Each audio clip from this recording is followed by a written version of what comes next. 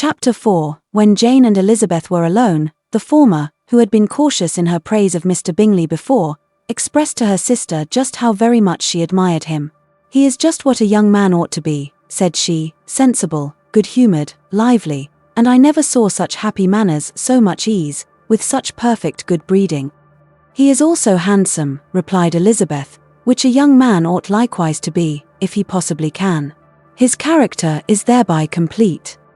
I was very much flattered by his asking me to dance a second time. I did not expect such a compliment." "Did not you? I did for you. But that is one great difference between us. Compliments always take you by surprise. And me never. What could be more natural than his asking you again? He could not help seeing that you were about 5 times as pretty as every other woman in the room. No thanks to his gallantry for that. Well, he certainly is very agreeable, and I give you leave to like him. You have liked many a stupider person." "Dear Lizzie, oh, you are a great deal too apt, you know, to like people in general. You never see a fault in anybody. All the world are good and agreeable in your eyes. I never heard you speak ill of a human being in your life. I would not wish to be hasty in censuring anyone, but I always speak what I think. I know you do, and it is that which makes the wonder. With your good sense, to be so honestly blind to the follies and nonsense of others. Affectation of candour is common enough, one meets with it everywhere. But to be candid without ostentation or design, to take the good of everybody's character and make it still better, and say nothing of the bad, belongs to you alone. And so you like this man's sisters, too, do you? Their manners are not equal to his. Certainly not at first. But they are very pleasing women when you converse with them. Miss Bingley is to live with her brother, and keep his house, and I am much mistaken if we shall not find a very charming neighbour in her." Elizabeth listened in silence, but was not convinced. Their behaviour at the assembly had not been calculated to please in general, and with more quickness of observation and less pliancy of temper than her sister, and with a judgment too unassailed by any attention to herself, she was very little disposed to approve them. They were in fact very fine ladies, not deficient in good humour when they were pleased, nor in the power of making themselves agreeable when they chose it, but proud and conceited. They were rather handsome, had been educated in one of the first private seminaries in town, had a fortune of £20,000, were in the habit of spending more than they ought, and of associating with people of rank, and were therefore in every respect entitled to think well of themselves, and meanly of others.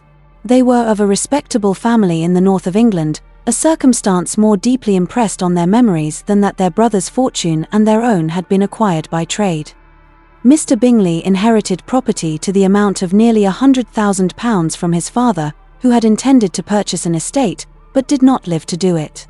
Mr. Bingley intended it likewise, and sometimes made choice of his county, but as he was now provided with a good house and the liberty of a manor, it was doubtful to many of those who best knew the easiness of his temper, whether he might not spend the remainder of his days at Netherfield, and leave the next generation to purchase. His sisters were anxious for his having an estate of his own, but, though he was now only established as a tenant, Miss Bingley was by no means unwilling to preside at his table, nor was Mrs. Hurst, who had married a man of more fashion than fortune, less disposed to consider his house as her home when it suited her. Mr. Bingley had not been of age 2 years, when he was tempted by an accidental recommendation to look at Netherfield House. He did look at it, and into it for half an hour, was pleased with the situation and the principal rooms, satisfied with what the owner said in its praise, and took it immediately. Between him and Darcy there was a very steady friendship, in spite of great opposition of character.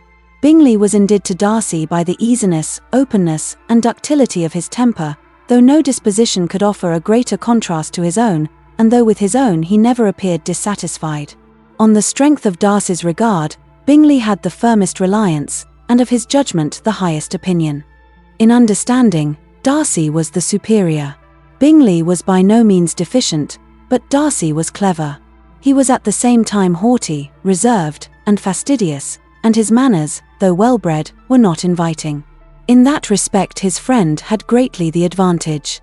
Bingley was sure of being liked wherever he appeared. Darcy was continually giving offence. The manner in which they spoke of the Meryton Assembly was sufficiently characteristic.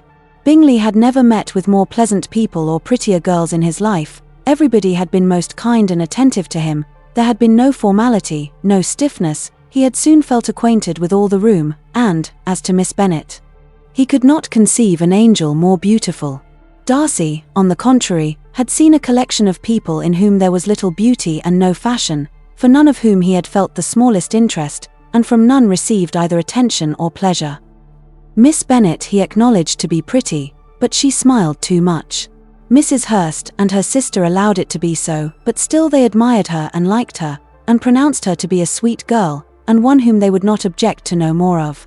Miss Bennet was therefore established as a sweet girl, and their brother felt authorized by such commendation to think of her as he chose.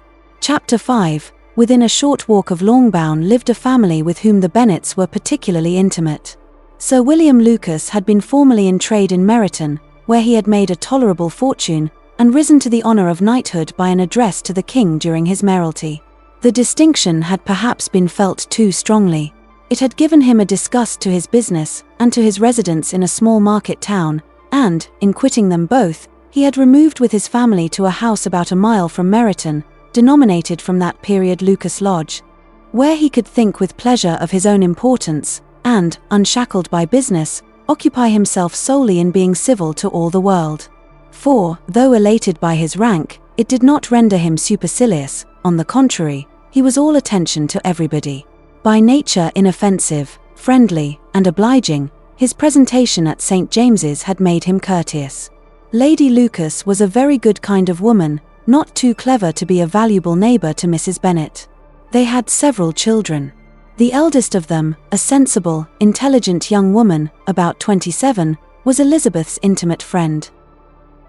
That the Miss Lucases and the Miss Bennets should meet to talk over a ball was absolutely necessary, and the morning after the assembly brought the former to Longbourn to hear and to communicate.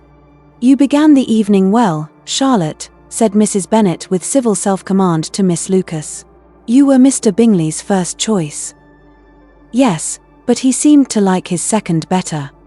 "Oh, you mean Jane, I suppose, because he danced with her twice." "To be sure, that did seem as if he admired her. Indeed, I rather believe he did. I heard something about it, but I hardly know what. Something about Mr. Robinson." "Perhaps you mean what I overheard between him and Mr. Robinson. Did not I mention it to you? Mr. Robinson's asking him how he liked our Meryton assemblies, and whether he did not think there were a great many pretty women in the room, and which he thought the prettiest. And his answering immediately to the last question, 'Oh, the eldest Miss Bennet, beyond a doubt. There cannot be two opinions on that point.' Upon my word. Well, that is very decided indeed. That does seem as if, but, however, it may all come to nothing, you know." "My overhearings were more to the purpose than yours, Eliza," said Charlotte. "Mr. Darcy is not so well worth listening to as his friend, is he? Poor Eliza, to be only just tolerable. I beg you would not put it into Liz's head to be vexed by his ill-treatment, for he is such a disagreeable man, that it would be quite a misfortune to be liked by him. Mrs. Long told me last night that he sat close to her for half an hour without once opening his lips." "Are you quite sure, ma'am? Is not there a little mistake?" said Jane. "I certainly saw Mr. Darcy speaking to her. Aye, because she asked him at last how he liked Netherfield, and he could not help answering her, but she said he seemed quite angry at being spoke to." "Miss Bingley told me," said Jane, "that he never speaks much, unless among his intimate acquaintances. With them he is remarkably agreeable." "I do not believe a word of it, my dear. If he had been so very agreeable, he would have talked to Mrs. Long.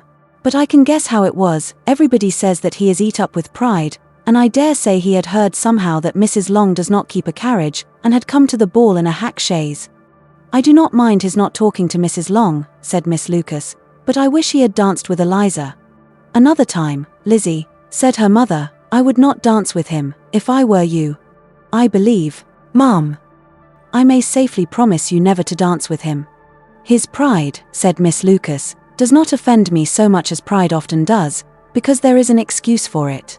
One cannot wonder that so very fine a young man, with family, fortune, everything in his favour, should think highly of himself. If I may so express it, he has a right to be proud." "That is very true," replied Elizabeth, and I could easily forgive his pride if he had not mortified mine. Pride, observed Mary, who piqued herself upon the solidity of her reflections, is a very common failing, I believe. By all that I have ever read, I am convinced that it is very common indeed, that human nature is particularly prone to it, and that there are very few of us who do not cherish a feeling of self-complacency on the score of some quality or other. Real or imaginary. Vanity and pride are different things, though the words are often used synonymously. A person may be proud without being vain. Pride relates more to our opinion of ourselves, vanity to what we would have others think of us. If I were as rich as Mr. Darcy, cried a young Lucas, who came with his sisters, I should not care how proud I was. I would keep a pack of foxhounds, and drink a bottle of wine a day. Then you would drink a great deal more than you ought, said Mrs. Bennet, and if I were to see you at it, I should take away your bottle directly. The boy protested that she should not, she continued to declare that she would, and the argument ended only with the visit.